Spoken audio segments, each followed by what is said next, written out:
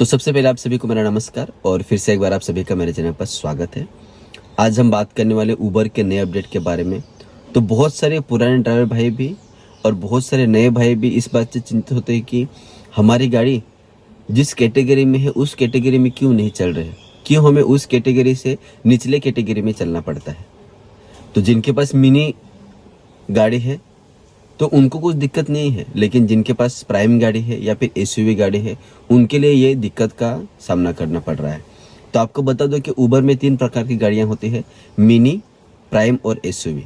तो मिनी में वैगनर जैसी गाड़ी आती है और प्राइम में तो ओरा, एक्सेंट और डिजायर जैसी गाड़ी आती है और एसयूवी में अर्टिगा गाड़ी आती है।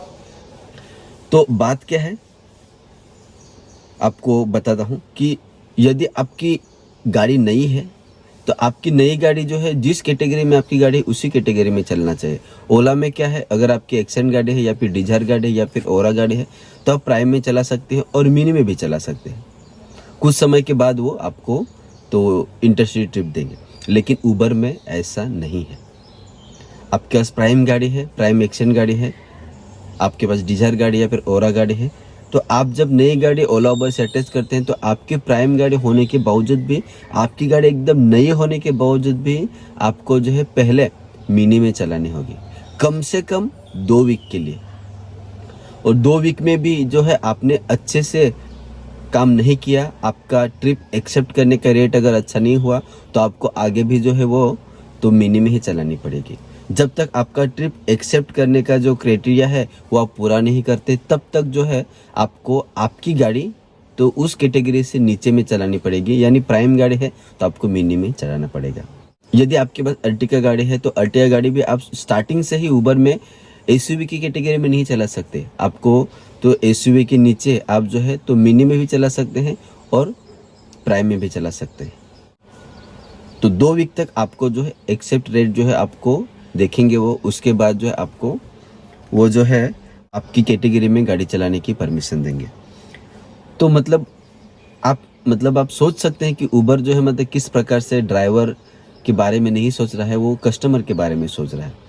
कस्टमर नई गाड़ी का मजा ले और कम पैसे में ज़्यादा फायदा उठाए। मान लीजिए अभी डिजायर गाड़ी है तो इतनी नवेली गाड़ी, एकदम सुंदर गाड़ी जो है वो मिनी में चला रहे तो ड्राइवर तो परेशान है क्योंकि उसका रेट तो इतना कम मिलेगा, लेकिन कस्टमर बहुत खुश हुआ इतनी अच्छी गाड़ी मिली, इसलिए वो बोलेगा हाँ उबर अच्छा है। और उसने प्राइम बुक की, उसके पास बहुत सामान है और आई एसयूवी अर्टिगा है तो वो बहुत खुश हो जाएगा, अरे वाह उबर बहुत अच्छा काम कर रहा है, नई नई गाड़ियाँ और हमको चाहिए थी एसयूवी ही, लेकिन हमने बुक की थी तो प्राइम, लेकिन हमको एसयूवी मिली, वाह उबर बहुत अच्छा है। तो वो उबर का ज़्यादा से अच्छा कहेंगे, लेकिन ये ड्राइवर भाइयों के लिए मुझे लगता है ये कहीं ना कहीं सही नहीं लग रहा है। तो आप इसके बारे में क्या कहता है मुझे ज़रूर से बताएं। जब मैं नए ड्राइवर भाइयों से मिलता हूँ वो बहुत परेशान होते हैं, अरे ऐसा क्यों है, ओला में तो हमारी गाड़ी प्राइम में चलती है, ओला में तो हमारी गाड़ी एसयूवी अर्टिगा है तो एसयूवी में चलती है, लेकिन उबर में ऐसा क्यों नहीं है। तो आप इस बात को ध्यान से समझिए। आपकी नई गाड़ी है, कम से कम 2 वीक तक आपको जो है गाड़ी को आप यानी 50%, कम से कम आप 50 ट्रिप लेंगे तब आपकी इंटरसिटी ट्रिप शुरू होगी। और कम से कम आपका जो है स्टार रेटिंग, इंटरसिटी ट्रिप के लिए आपका स्टार रेटिंग होना चाहिए 4.5 और कम से कम 50 ट्रिप अपनी कंप्लीट की होनी चाहिए। आपके पास कोई ख़राब फीडबैक आपके बारे में नहीं होना चाहिए, गाड़ी भी टकाटक होनी चाहिए, सब अच्छा होगा तो आपको जो है इंटरसिटी ट्रिप आपको मिलेगी, है ना। और आपको जो है एसयूवी ट्रिप लेने के लिए लोकल में एसयूवी ट्रिप का भाड़ा मारने के लिए आपका स्टार रेटिंग जो है 4.7 होना चाहिए। वही क्राइटेरिया रहेगा कि आपके ऊपर कोई ऐसा गलत ये नहीं होना चाहिए और ये ख़राब ड्राइवर है ऐसा आपका नहीं होना चाहिए, गाड़ी टकाटक होना चाहिए, ये सब क्राइटेरिया है जो बेसिक क्राइटेरिया है। तो इसमें क्या स्टार रेटिंग का तो इशू नहीं, स्टार रेटिंग तो आपका अच्छा हो जाएगा, गाड़ी भी आपकी अच्छी तो रहेगी, उसमें कोई दिक्कत नहीं है। लेकिन जो बात ध्यान देने वाली बात यह है कि आपको 50% एक्सेप्ट रेट होना चाहिए। मान लीजिए अभी मुझे 100 ट्रिप आ रहे हैं, 2 वीक में 100 ट्रिप मुझे आई, तो वो 100 ट्रिप में से मुझे जो है 50 ट्रिप लेना ही लेना है। अगर ये 50 ट्रिप नहीं लेता हूँ तो मेरा एक्सेप्ट रेट जो है वो 50% से कम होगा। इसलिए आपकी गाड़ी प्राइम कैटेगरी की होने के बावजूद भी आप प्राइम में नहीं चला सकते, आपकी गाड़ी एसयूवी कैटेगरी की होने के बावजूद भी आप उबर में एसयूवी कैटेगरी में नहीं चला सकते। तो आप जो नए गाड़ी ले रहे हैं भाई, वो एक बार इस बात को सुन लीजिए, समझ लीजिए कि क्या है। आप सोच रहे हैं कि मैं प्राइम गाड़ी ले रहा हूँ, एसयूवी ले रहा हूँ, लेकिन ये क्राइटेरिया जो है आपको पूरा करना होगा। तो इस क्राइटेरिया के तहत ही जो है आप तो गाड़ी चला सकते हैं। तो ये बात आपको ध्यान में रखनी है ना। तो ये जो 2 वीक का होता है, 2 वीक में, हर 2 वीक में आपका चेक किया जाता है। कभी कभी क्या होता है कि हाई डिमांड होता है, तो उस समय जो है आपका एक्सेप्ट रेट 40% रहेगा तो भी चल सकता है, पर ज़्यादा समय जो है वो 50% पर ध्यान देंगे, यानी 50% आपको ट्रिप एक्सेप्ट करना चाहिए।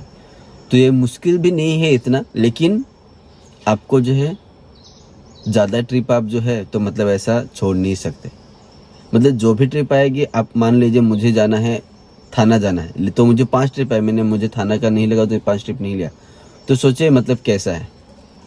तो मुझे हर 2 ट्रिप में से 1 ट्रिप लेनी है, तो ये आपको समझना होगा, तो ही जो आप आपकी कैटेगरी में गाड़ी चला सकते हैं। तो जो भी नए भाई गाड़ी ले रहे हैं तो आप इस बात को समझिए। इसलिए मैं कभी कभी सोचता हूँ कि मिनी कैटेगरी की गाड़ी सही है, कुछ टेंशन नहीं, जो भी ट्रिप है आप लो और मारते रहो। लेकिन मतलब उबर ऐसा क्यों कर रहा है समझ ही नहीं आ रहा। मतलब मिनियों को मिनी में चलाने दे रहे हो, और मिनी का भी रेट अभी तो आप जानते हैं कि कभी कभी ऑटो वालों को ज़्यादा रेट मिलता है मिनी गाड़ी से। तो नॉर्मल बुकिंग रहेगा तो ऑटो वालों को मिनी से ज़्यादा मिलता है, सर्च रहेगा तो मिनी को ऑटो से ज़्यादा मिलता है, नहीं तो बाकी समय में ऑटो वालों को मिनी गाड़ी से ज़्यादा मिलता है। तो आप इसके बारे में क्या सोचते हैं, मुझे ज़रूर से कमेंट करके बताइए।